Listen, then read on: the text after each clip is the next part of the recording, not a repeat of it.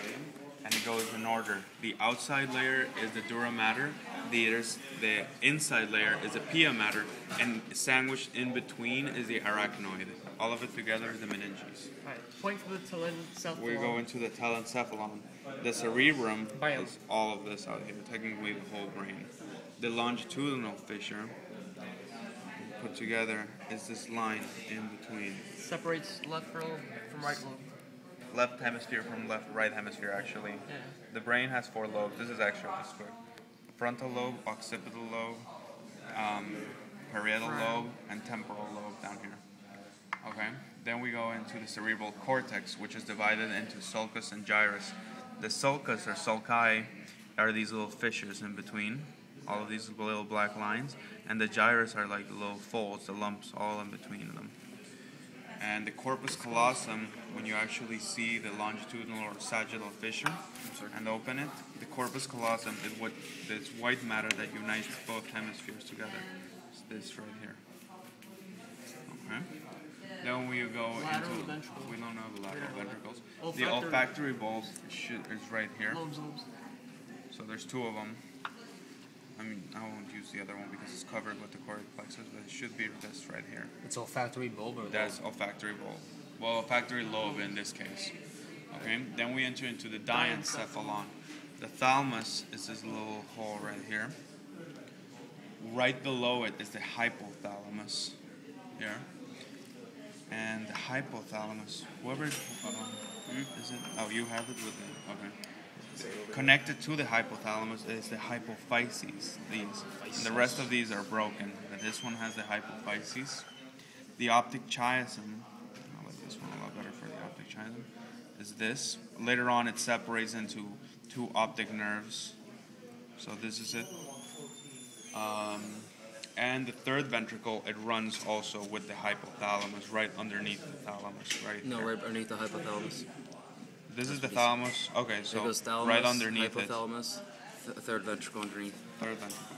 Okay. Mesencephalon. Now we go into the mesencephalon. Bam. We have the tectum and rostral caudal, which is right in between the actual cerebrum and the cerebellum. You can see here the tectum. This is the rostral and caudal. There's a small fissure that separates them both. The colliculi. Then we go into cerebral pundicle, which is right. If you see the pons here, the cerebral peduncle is right here. This fellow right here. This part below here. Then we have the aqueduct of the sylvius. Right here is the colliculi, the rostral. Then caudals are this is rostral. There's rostral. The caudal is right here. Rostral. There's this other body right here, which you don't need to know, and the sylvian aqueduct, which is right this little indentation right here. Now we enter into the metencephalon.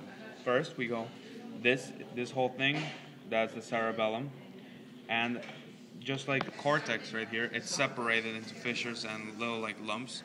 The folds. The folds are called the folium, and the little like in the little like grooves are also the same here. Sulcus, each one, sulci in all of them. Then we have the vermis. Sorry, what was the punticles? The punticles, yeah, it's right in front of the pons, right here. And the vermis is this little, when you unite it, as opposed to the cerebral cortex, the cerebellum is not separated, so don't let yourself be deceived. And this is the vermis right here. There's a little like the bump of this. Okay, separate it once more time, and there are arbor vitae, which means tree of life in Latin.